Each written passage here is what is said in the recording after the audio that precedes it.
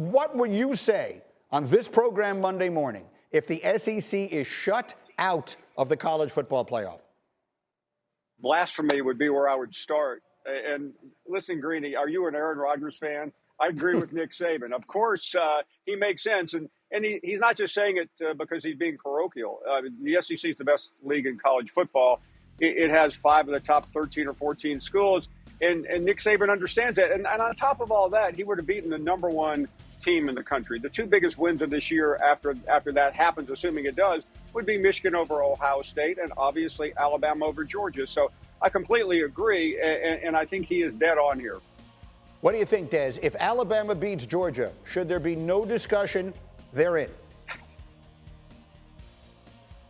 Well, if Alabama beats Georgia, I don't know if Georgia can fall that far out of the college football playoff, and I don't know if Alabama can climb that high. I think when you look at the rankings, for them to put Alabama where they are means it's going to be a steep climb for them to get that high, even if they beat the number 1 team in the country.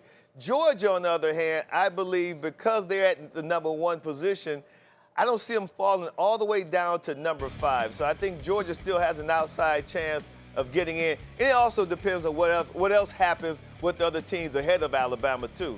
But let me make sure I'm clear on what you're saying. Are you pointing out a scenario here, Desmond, where Alabama beats Georgia tomorrow night and Georgia gets in and Alabama doesn't? If you look at the strength of record and strength of schedule, that's the things that the College Football Playoff Selection Committee, they like to look at when they start splitting hairs. I think that they may be able to vote Georgia in. I'm not saying that they should. I'm just saying when you look at when teams drop, when they lose a game, very few teams drop that far out of the rankings, especially from number 1 to actually number 5. So I'm not saying that it's right and that's what they should do, but I would not be shocked or surprised if it happened. Yeah, no team has ever fallen out from number 1 going into the last weekend of the season. Paul, if that happens, I volunteer to host your show for you next week. That'll be the greatest, the greatest week. Talk to me, Paul. Give me that scenario. Well, I mean, Desmond's probably right in terms of what this committee has done, but that's absurd, Greeny. I mean, we're not talking about Alabama having lost to Pittsburgh or some middle pack team. I mean, we're talking about Alabama lost to Texas on September 9th. That's a high-quality loss. Texas may be in as well. I just think it shows how farcical this committee would be if that is indeed the case, especially if you put a school like Florida State in, which to me is they're without their best quarterback, their best player, and they would not have a chance. Greeny, not to play Vegas games here, but why not?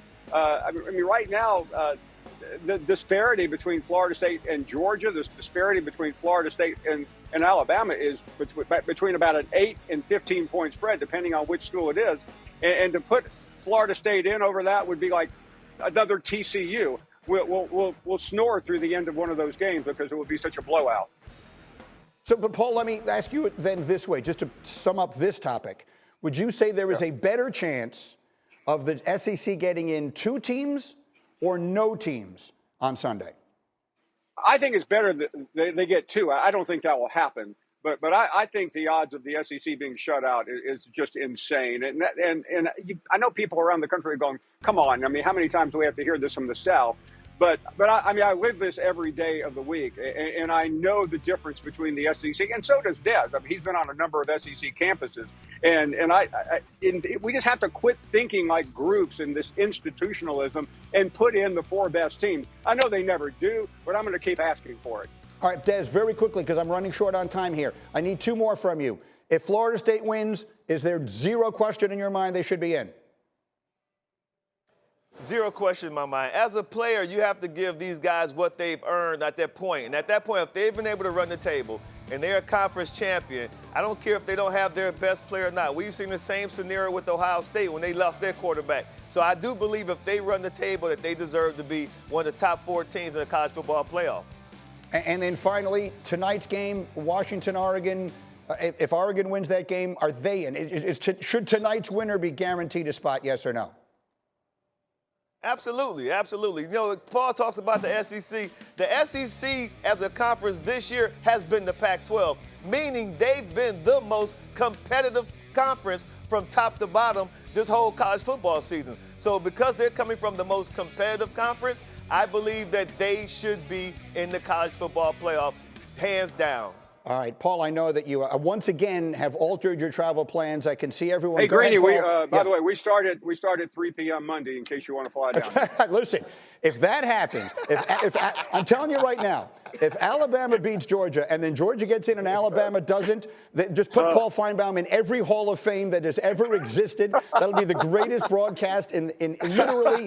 Edward R. Murrow would be jealous of what you've got this coming week. Paul, travel safely, guys. Thank you. This an incredible college football weekend. 5 enormous games, the biggest, the SEC championship, Alabama, Georgia. If Bama wins, could the SEC get shut out of the playoff? That was brought up to Nick Saban on Pat McAfee's show yesterday. Here's what he said. I think there should be some representation from the SEC, regardless of who wins the game. Absolutely. I think this is one of the best leagues, in the country. And if you're a one-loss team and you play through this league, I think you're one of the best 4 teams in the country. So that was what he said yesterday, or excuse me, this morning. We had Paul Finebaum on this show. Here was his response. Listen, Greeny, are you an Aaron Rodgers fan? I agree with Nick Saban. Of course, he makes sense. And he's not just saying it because he's being parochial. The SEC is the best league in college football. It has 5 of the top 13 or 14 schools. And Nick Saban understands that. And on top of all that, he would have beaten the number 1 team in the country. The 2 biggest wins of this year after that happens, assuming it does, would be Michigan over Ohio State and obviously Alabama over Georgia. So I completely agree. And I think he is dead on here. All right, so we've heard from Nick Saban. We've heard from Paul Finebaum. Let us hear from our buddy Greg McElroy. You, of course, played at Bama. In the scenario in which Bama beats Georgia, if the SEC is left out entirely of the college football playoff, what will be your first comment on this show Monday morning? Oh, my goodness, the world is about to implode if, in fact, that comes down, because the SEC universally has performed so well, Greeny, in national championship settings. I think it's the strongest league top to bottom. I think it's the league with the best players. I think it's the league that has the most NFL draft picks. And when you're playing against pros, as we've learned in the NCAA tournament in the past, when you have pros, you have chances to win big games. And if you look at the dominance on display by the SEC dating back to the BCS era, it's pretty one-sided over just about everybody else. So I think the reaction would be very strong, and rightfully so, given the way the teams have performed in the past on the highest levels of the sport. That said, what will your reaction be? Bama beats Georgia. Is there any question in your mind Bama gets in? There is. The elephant in the room, no pun intended, knowing Alabama's mascot. The elephant in the room is the fact that one of the teams that Alabama's being measured against has the head-to-head. That would be Texas. And if Texas is able to win against the Oklahoma State Cowboys in the Big 12 championship game on Saturday at noon Eastern, shameless promotion will be on the call.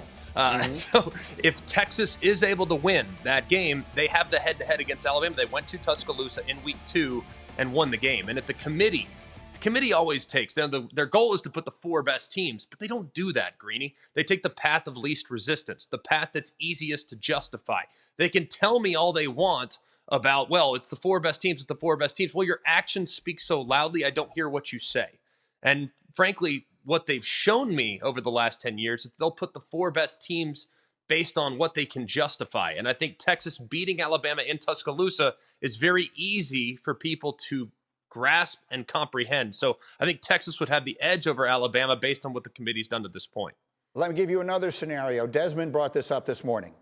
No team has ever fallen from being number 1 going into the final rankings to being out entirely.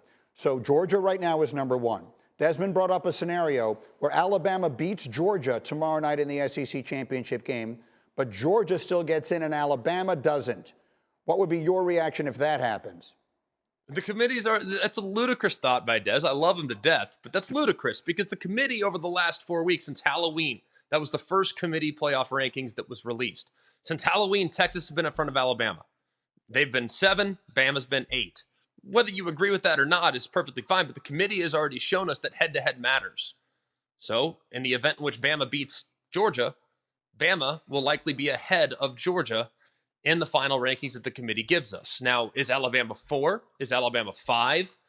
That's what we need to find out. And it's really different this year, Greeny, because people are trying to cite recent history. This is the first time that we could potentially have drama on Selection Day since 2018. So we haven't had anything quite like this in a while. That year it was Oklahoma against Ohio State. Well, this year it might be Texas against Alabama, against Oregon, against an undefeated Florida State. So it's the first time in a while that we've had drama. So yeah, I think it's a real possibility that Bama and Georgia could be left out of the college football playoff. We've also never had 4 undefeated conference champions. We could have that if Georgia, Michigan, Florida State, and Washington all win out. I will be watching your game and all the games tomorrow, McElroy. Thank you, and we'll check in with you next week.